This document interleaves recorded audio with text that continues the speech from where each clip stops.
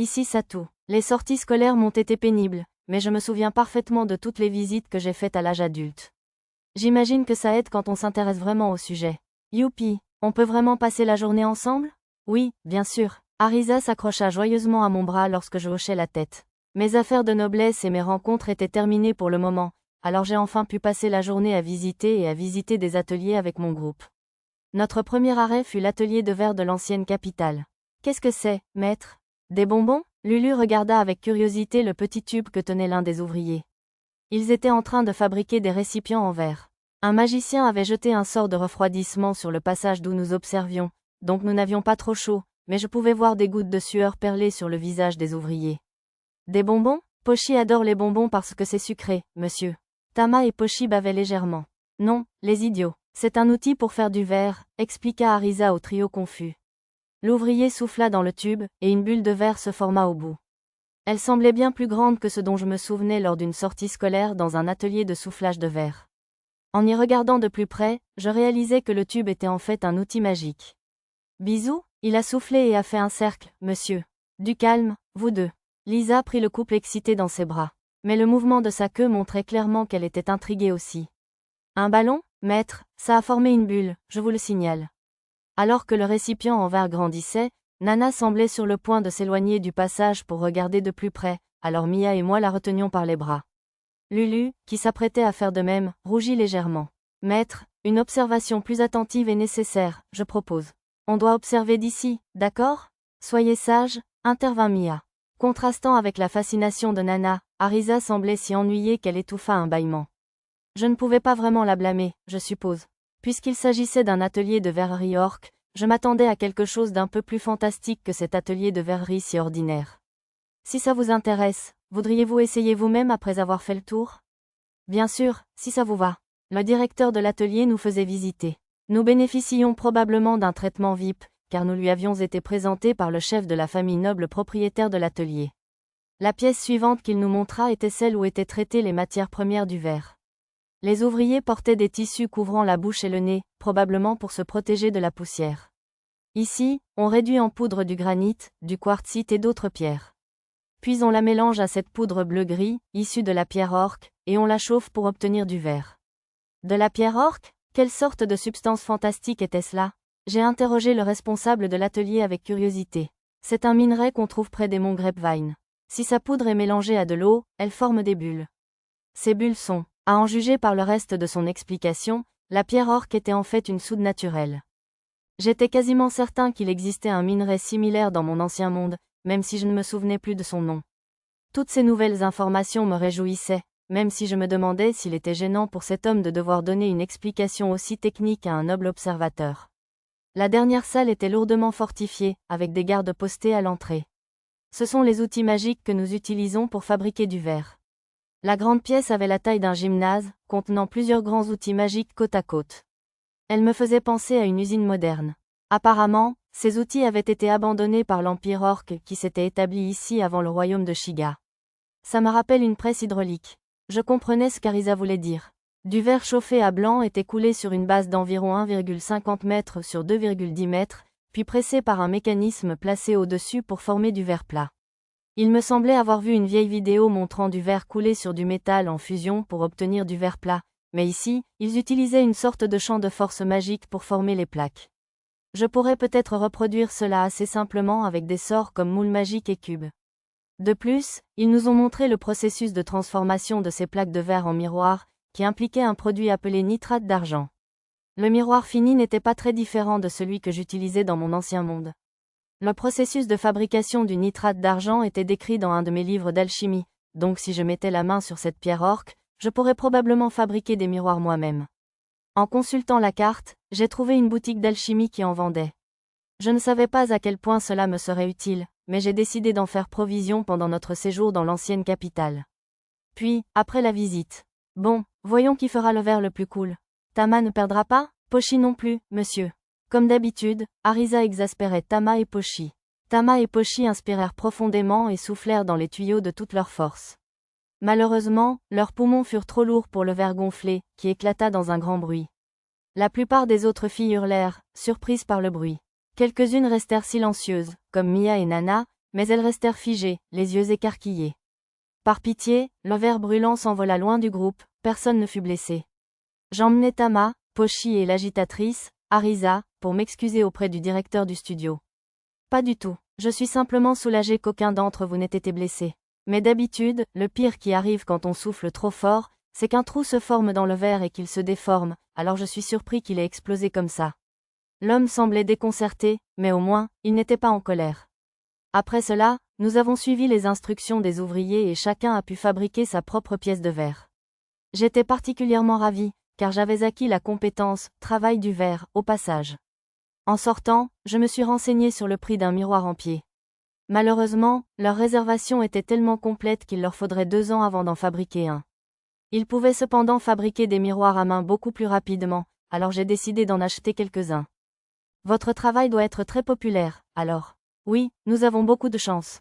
Il y a environ 6 mois, nous avons mis au point une technique pour produire du verre transparent à faible coût, et depuis, nous sommes submergés de commandes au point que nos machines magiques ne connaissent jamais de répit. Alors, il y avait une innovation technologique récente, hein? Je me demandais si c'était le fruit de nombreuses années de recherche ou le travail d'un brillant ingénieur. Peut-être même grâce à une note mystérieuse, comme la recette de poterie que j'avais obtenue de l'homme rat au casque rouge du comté de Seriou. Ouf, je suis repu. Soupira Arisa de contentement, le ventre plein de fondu de crabe et de crabes grillés. Les fourchettes à crabe, ça n'existait pas. J'ai découpé les carapaces pour pouvoir manger plus facilement sans, mais j'avais prévu d'essayer de fabriquer mes propres fourchettes à crabe avant notre prochaine fondue de crabe. Tellement repu, je ne peux plus en manger, monsieur. Tama et Pochi semblaient tout aussi ravis qu'Arisa. Oh, Arisa, tu peux être une vraie gourmande. Tu m'en veux? C'était tellement bon. Visiblement, les réprimandes de Lulu n'inspiraient aucun regret à sa sœur. Pochi et Tama allaient bien, puisqu'ils s'entraînaient avec le samouraï Kajiro de l'Empire Saga, mais Arisa semblait prendre un peu de poids. Il faudrait peut-être commencer à surveiller nos calories. Alors, quel genre d'atelier allons-nous visiter ensuite? Dites-moi, ce n'est pas un autre atelier de soie rempli de chenilles ou une usine de sauce soja odorante? Arisa fronça le nez. L'atelier de soie de jade, avec sa serre remplie de chenilles de la taille d'un chiot dévorant des bouts de mithril, avait certainement été un spectacle. Mais le tissu fabriqué à partir du fil produit par ces chenilles, appelé soie de jade, était de très haute qualité. Ce tissu avait une excellente conduction magique et une excellente découpabilité, sans parler d'une douceur et d'une brillance incroyables. J'avais acquis une petite machine à bobiner le fil et un métier à tisser à l'ancienne dans cet atelier, alors j'espérais les essayer la prochaine fois que je rencontrerais des monstres de type chenille ou araignée au cours de notre voyage. Elle ne voulait rien de malodorant, par contre, je pensais visiter l'atelier d'un artiste cet après-midi. Préféreriez-vous un atelier d'outils magiques ou un atelier de fabrication de poteaux de barrière? Des tableaux? On fait des livres d'images, monsieur? Intéressé. Les autres enfants voulaient tous aller à l'atelier. Finalement, Arisa n'eut d'autre choix que de céder. Voici ma magie de l'aquarelle. Un noble dans la fleur de l'âge se tenait devant une toile blanche, tenant non pas un pinceau, mais une courte baguette. Il était le propriétaire de cet atelier. Au début, nous avions observé d'autres artistes réaliser des peintures à l'huile ordinaire, mais dès que le propriétaire a découvert notre présence, il est venu nous faire une démonstration de sa spécialité, la peinture magique. Ses seules compétences pertinentes étaient la magie de l'eau et la peinture. J'en ai donc déduit qu'il n'existait pas de véritable compétence appelée magie de l'aquarelle. À côté de moi, le vendeur qui nous guidait dans l'atelier s'est excusé en reculant. Palette contrôle no gujise. Le propriétaire termina un long chant, et une multitude de gouttes d'eau colorées apparut autour de sa baguette. À chaque mouvement de son bras, une image colorée apparaissait sur la toile. À chaque fois qu'il prononçait le nom d'une couleur, la pointe de sa baguette s'allumait. Il a même su influencer la nature des coups de pinceau avec des expressions comme « vibrant » et « léger comme une plume ». Je comprenais pourquoi il s'était donné beaucoup de mal pour nous la présenter. Au-delà de la qualité de l'image elle-même, c'était une performance incroyable. Jolie? C'est incroyable, monsieur. De nouveau serrés dans les bras de Lisa, Tama et Pochi s'agitaient avec enthousiasme. Mia semblait déçue, car elle avait des exigences élevées en matière d'art, mais les autres filles semblaient toutes très impressionnées. Ouf, qu'en pensez-vous? Pas mal, j'espère? Non, c'était merveilleux. Malgré son humilité, le propriétaire semblait très fier de lui devant la toile terminée.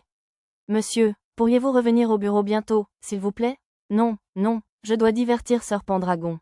Une silhouette de majordome entraîna le propriétaire, le ramenant au travail qu'il avait apparemment délaissé pour nous divertir. Sir Knight, nous avons aussi un atelier de peinture. Voulez-vous vous essayer à la peinture avec vos collègues? À l'invitation du commis, nous avons tous peint nos propres tableaux. Comme j'avais la compétence peinture, j'ai pu faire une tentative respectable. Je n'avais pas d'idée, alors j'ai fini par essayer de reproduire le tableau de la jeune fille faisant signe de la main que j'avais vu au musée de l'ancienne capitale. Je vois que vous excellez en peinture et en cuisine, Sir Knight.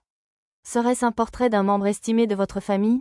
Non, c'est une reproduction d'un tableau que j'ai vu au musée. C'était très intéressant, car la jeune fille sur le tableau m'a fait signe de la main. Je pense que c'était une sorte d'objet magique. Un objet magique qui peut faire bouger un tableau? La femme parut déconcertée par mon histoire. Ils avaient des outils magiques pour créer des illusions et des illusions d'optique, mais elle ne semblait pas familière avec le tableau animé que je décrivais. Si même un ouvrier d'atelier n'en avait jamais entendu parler, j'avais dû apercevoir une nouvelle œuvre secrète, pas encore officiellement publiée. Je me suis sentie chanceuse. Regardez, monsieur. Pochi, la première à avoir terminé son tableau, est venue me le montrer. Ce n'était pas vraiment soigné, mais c'était très touchant. Waouh, c'est superbe, Pochi. Voici Pochi et maître, monsieur. Et voici, Pochi a pointé chaque partie du tableau et m'a expliqué. Il avait la planéité d'un dessin d'enfant, mais sa personnalité transparaissait. Pochi et moi étions représentés main dans la main au centre, entourés de tous les autres. Mon moment préféré était le sourire général. Tama a terminé aussi? Waouh, c'est impressionnant. C'était d'un réalisme si remarquable que j'en suis resté bouche bée un instant. Zut, Tama, waouh. Regardant par-dessus son épaule, Arisa et Mia ont poussé des exclamations de surprise. Ça a l'air délicieux, monsieur. Pochi bavait légèrement en regardant le tableau. Le sujet choisi par Tama était un steak haché, et bien sûr, elle l'a fait.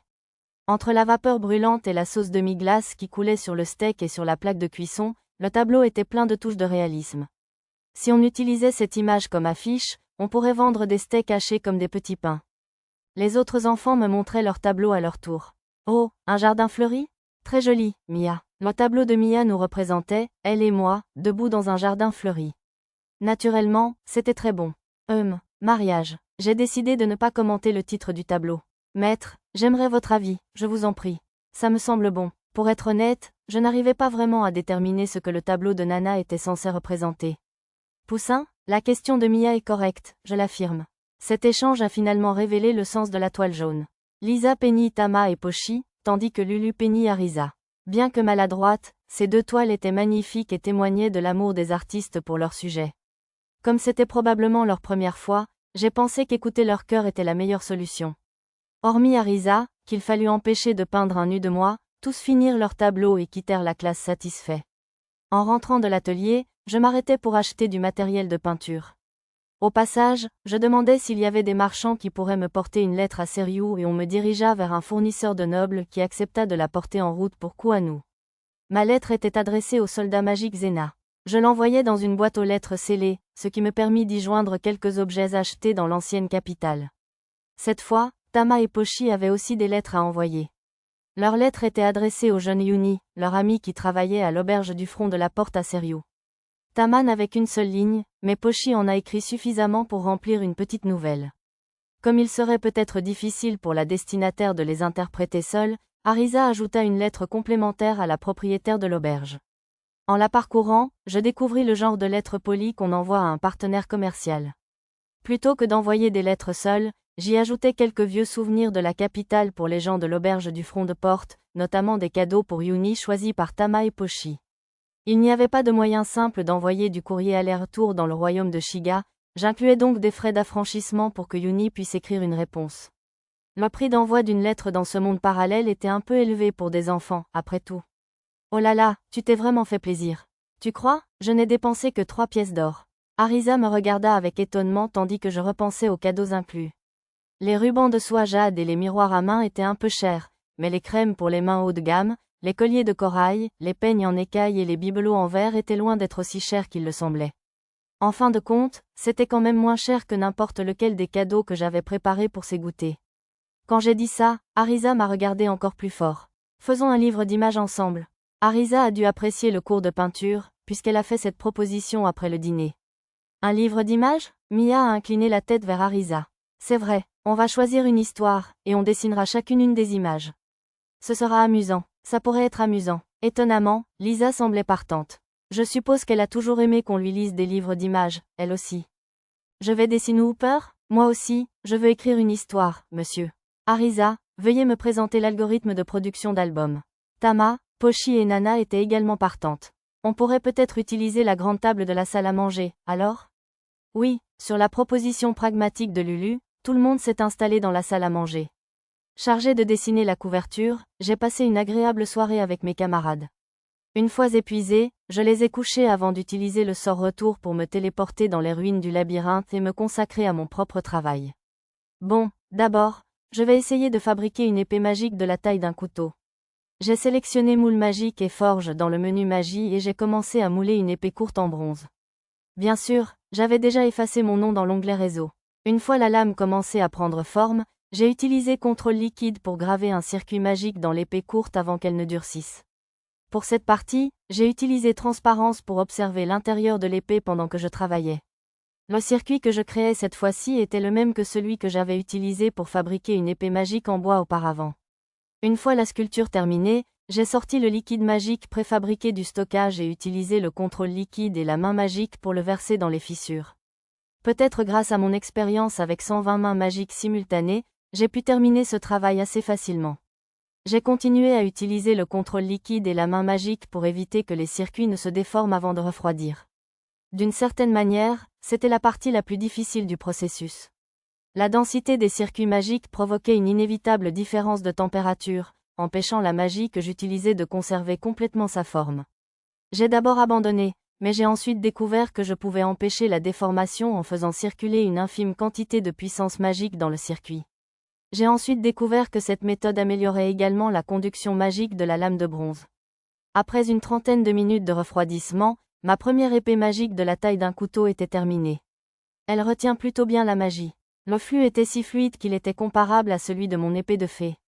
Elle n'était pas aussi puissante, bien sûr, mais sa puissance était comparable à celle des épées courtes en mithril utilisées par Tama et Pochi. Je la trouvais donc plutôt bonne pour un premier essai. Bien que ce fût assez facile grâce à la magie, il m'avait fallu beaucoup de temps pour en arriver là. Après avoir obtenu forge et moule magique au village nain, j'ai essayé de forger des épées en secret à plusieurs reprises, mais chaque tentative était un échec cuisant. La chaleur dégagée par la forge détruisait ou déformait systématiquement les circuits magiques essentiels, rendant la lame inutilisable. Je peux enfin passer à l'étape suivante. Marmonnant pour moi-même, j'ai récupéré dans le stockage les matériaux nécessaires à la fabrication d'épées magiques et d'épées sacrées. Ajouter des fonctions complexes serait probablement assez difficile, alors j'ai décidé de commencer par essayer de créer une épée magique capable de conduire efficacement la magie. Des lances et des armes d'ast pourraient aussi convenir. J'ai essuyé de nombreux échecs, mais à l'aube, j'avais accumulé une quantité respectable d'épées magiques. Malheureusement, la plupart des tentatives les plus complexes ayant échoué, la plupart des pièces achevées étaient de simples épées conductrices de magie ou entourées d'une aura protectrice. Le rendement était assez faible, mais j'ai réussi à fabriquer quelques épées magiques avec fonction d'électrification grâce à la magie de gravure. Comme je n'avais pas beaucoup de pierres de foudre, je n'en ai pas fabriqué d'assez puissantes pour produire des éclairs, comme une bâtonnette de tonnerre, par exemple. Elle devrait cependant pouvoir envoyer une décharge électrique à travers l'épée d'un adversaire ou paralyser quelqu'un. J'ai utilisé un mécanisme similaire pour fabriquer une épée magique produisant une onde de choc au contact. Cependant, la seule façon de contrôler l'intensité du choc était la force physique de l'utilisateur. Je n'en ai donc fabriqué qu'une seule. Comme je le pensais, utiliser la magie de gravure pour ajouter des fonctions était limité par rapport au circuit magique. C'était cependant beaucoup plus simple, donc en attendant d'apprendre à fabriquer des circuits magiques plus complexes, je pouvais au moins utiliser la magie de gravure pour tester des choses. Comme d'habitude, j'ai fabriqué quelques armes en plus des épées magiques, notamment des haches, des lances et des armes d'ast magiques. Utiliser du bois ordinaire limitait la puissance en raison du degré de conduction magique du manche. J'ai donc dû utiliser un bois spécial ou le découper et y graver des circuits magiques.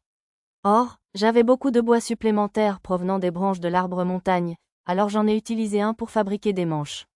Quant à la puissance de ces armes, elles étaient bien plus résistantes que les épées de haute qualité du marché, et certaines étaient même plus performantes que les épées en alliage de mithril des nains.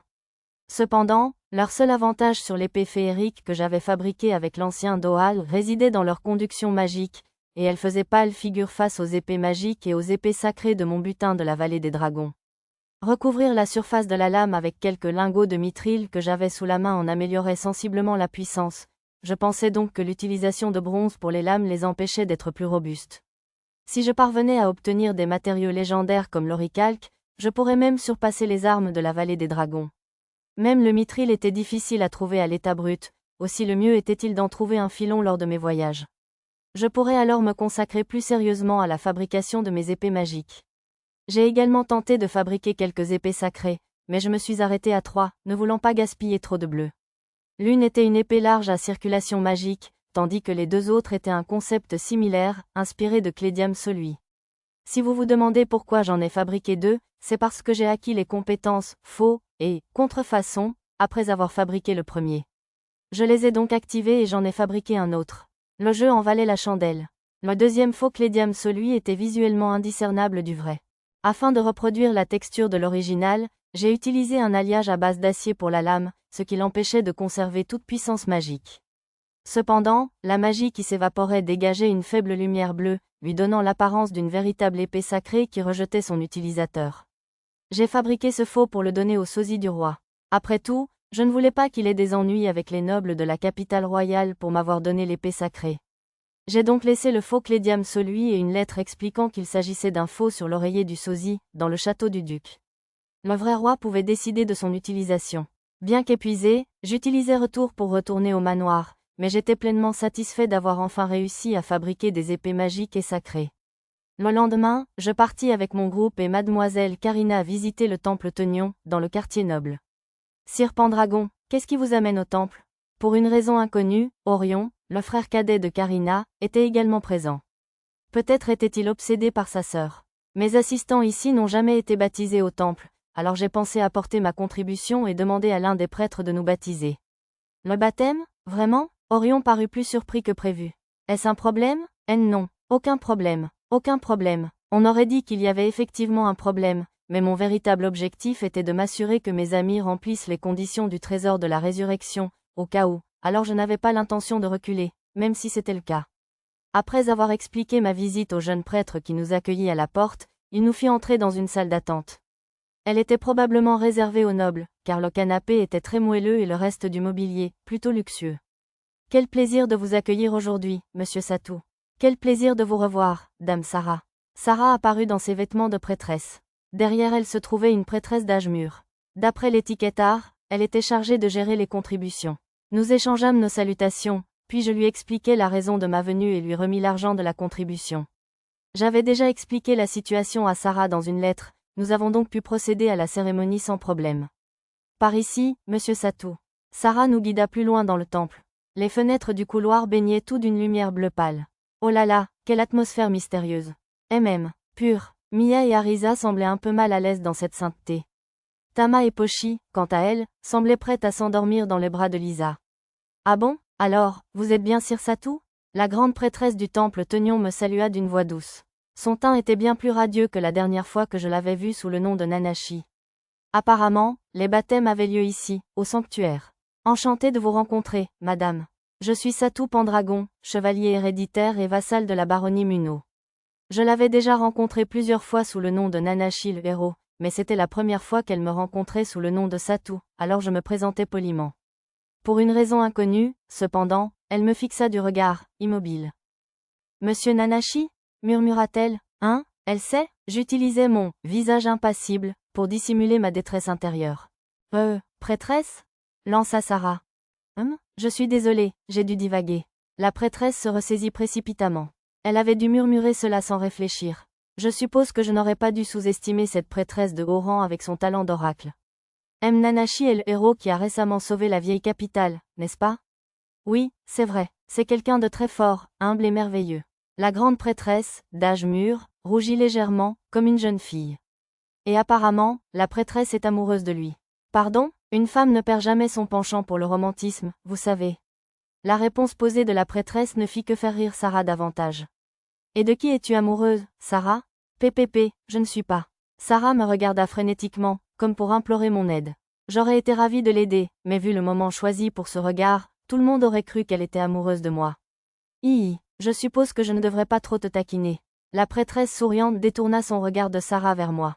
Allons, Sir Satou, je me sens beaucoup mieux ces derniers temps grâce à la délicieuse soupe que vous m'avez envoyée. J'aimerais donc célébrer la cérémonie pour vous en témoignage de ma gratitude. J'étais heureux qu'elle procède au baptême, bien sûr, mais encore plus heureux de savoir que sa santé s'améliorait, alors qu'elle semblait auparavant si fragile. Il me faudrait convaincre Mia de m'aider à préparer le consommé au moins une fois de plus pendant notre séjour dans la vieille capitale. Après cette conversation, je présentai mes compagnons et nous commençâmes le rituel du baptême.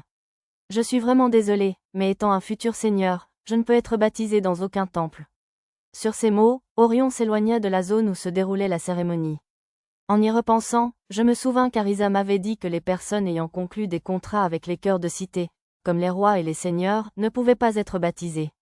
Mais comme cela ne concernait pas des personnes comme les vice-rois et les connétables, nommés à la tête des villes et villages par leurs seigneurs, des personnes comme Karina et moi devraient pouvoir le recevoir sans problème.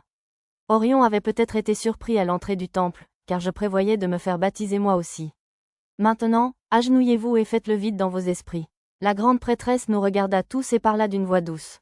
Maintenant, commençons. Baptême Senrai. Lorsque la prêtresse invoqua le sort, des perles de lumière bleue tombèrent doucement sur nous depuis le plafond du temple. Les écrans de rat des autres modifièrent pour afficher baptême, foi tenions dans leur titre caché. Pour une raison inconnue, cependant, Arisa et moi ne l'obtînmes pas. Mon niveau était une chose, mais vu le faible niveau d'Arisa, elle n'aurait jamais pu résister au sort de la prêtresse de haut niveau. Notre seul point commun était nos compétences uniques. En vérifiant les informations de l'autre détenteur de compétences uniques que j'avais marqué, Ayato, je vis qu'il avait un titre caché, mais ce n'était pas baptême, foi parion. C'était bénédiction, déesse parion. Je ne savais pas ce qui avait causé cela, mais pour une raison inconnue, cela signifiait qu'Arisa et moi ne pouvions pas remplir les conditions du trésor de la résurrection. Désormais, je devais faire de la survie d'Arisa ma priorité absolue. Bien sûr, je n'avais aucune intention de laisser mourir qui que ce soit. Prêtresse, je suis vraiment désolée de vous déranger avec autre chose, mais... Maintenant que je pouvais rencontrer la grande prêtresse sous le nom de Satou, je décidai de lui demander s'il existait un moyen de briser le geste sur Arisa et Lulu. C'est un sacré problème. Le geste est un don très dangereux, vous savez. On dit qu'il a été donné à l'homme par le dieu Urion pour punir les pécheurs. La prêtresse expliqua cela comme si elle reconstituait un souvenir depuis longtemps oublié. Il y avait 3 façons de le faire disparaître, le faire annuler ou écraser par quelqu'un possédant le don du geste, utiliser un trésor transmis dans le temple d'Urion, ou le faire effacer par un prêtre de haut niveau grâce à la magie de prière.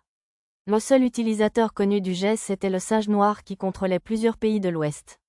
Le mage royal qui avait placé le geste sur Arisa et Lulu fut tué lors de l'invasion du royaume de Kuvork. Malheureusement, la grande prêtresse ignorait où se trouvait le temple d'Urion qui abritait le trésor secret. Le seul prêtre de ce continent connu pour utiliser la magie de prière était Sarsari, dans la province de Parion. La grande prêtresse elle-même avait su l'utiliser il y a longtemps, mais il fallait invoquer la déesse elle-même, un processus trop éprouvant pour son corps vieilli et affaibli. Je suis désolée, si seulement j'étais un peu plus jeune. Peut-être y parviendrait-elle si je lui rassemblais des potions rajeunissantes dans des labyrinthes? Tandis que j'y réfléchissais, Sarah se leva fermement. Ne vous inquiétez pas, monsieur Satou. Je vais m'entraîner jusqu'à ce que je puisse utiliser la magie de prière moi-même. Merci, dame Sarah. Sarah prit ma main dans les siennes et me regarda intensément. Quelle gentille fille. Oh là là, rien n'arrête une jeune fille amoureuse, hein? Paix prêtresse. Les joues de Sarah virèrent au rouge vif, protestant contre ces taquineries supplémentaires. La grande prêtresse ricana. La première fois que j'ai utilisé la magie de prière, c'était par amour pour le héros précédent. Je suis sûre que la déesse Tenion vous soutient aussi. Je n'étais pas certaine de son sérieux, mais Sarah hocha la tête, le visage rouge de ses encouragements. Alors que nous quittions le sanctuaire, ma compétence, oui fine, surprit la prêtresse murmurant pour elle-même. Le seigneur démon, le poisson monstre géant. Un soulèvement est en route, comme à l'époque du roi ancestral ou du premier empereur de l'Empire Saga. J'espère que vous sauverez le monde, comme vous avez sauvé l'ancienne capitale de la destruction, monsieur Nanashi. Mademoiselle prêtresse, ne brandissez pas des drapeaux aussi menaçants. Le lendemain, je suis allée en ville avec mon groupe, à l'orphelinat de l'ancienne capitale. Nous aidions Sarah à faire une visite de condoléances. Allez, les enfants, rassemblez-vous. On va jouer au chat et à la souris. Arisa, c'est quoi le chat et à la souris?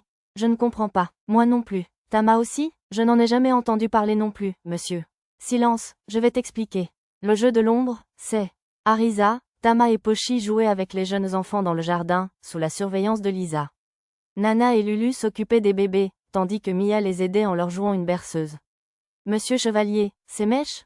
C'est vrai, tu les empiles, tu vois? Waouh! C'est une maison. OMTWY aussi. Sarah et moi jouions avec les bébés. Bien qu'officiellement ce soit une « visite de compassion », le véritable but de sa visite était de soigner gratuitement les enfants malades et les habitants du quartier. Recevoir des soins de magie sacrée dans les temples était trop cher pour beaucoup d'habitants du centre-ville, alors les prêtres et les prêtresses allaient souvent les voir. Alors que Sarah et moi discutions de tout cela et que nous nous occupions des enfants, une agitation éclata soudain dehors. Que s'est-il passé? Une urgence? Satou, tu aides aussi à l'orphelinat? Oui, c'est vrai. Ayato le héros et sa disciple Ringrande étaient arrivés, déjà entourés par le personnel. Eux aussi étaient venus pour une visite de sympathie. Une jeune employée fixait Ayato d'un regard ardent qui ressemblait à des cœurs de dessin animé. Satou, et Sarah aussi, sœur Rin, vous faites peur aux enfants, toutes les deux. Craignant qu'une querelle entre sœurs ne commence, j'ai poliment rappelé aux deux jeunes femmes leur environnement. Pour une raison inconnue, les enfants effrayés se cramponnaient tous à moi. Satou, l'esprit de « oui, Lolita. Interdit de toucher, il faut toujours ». Le héros commença à me sermonner avec une expression d'un sérieux dérangeant. Heureusement, la plupart des paroles étaient en japonais, donc personne d'autre ne semblait comprendre. Seigneur héros, rejoignons-nous. Une ribambelle d'épouses de nobles et de filles de marchands se rassemblèrent autour de moi, sachant déjà, d'une manière ou d'une autre, que le héros était là. Elles étaient accompagnées de leurs domestiques, si bien que l'orphelinat commençait à se remplir. Finalement, le héros décida qu'il faisait plus de mal que de bien à l'orphelinat et s'en alla, suivi de près par ses admirateurs. J'imagine que c'est plutôt dur d'être un héros.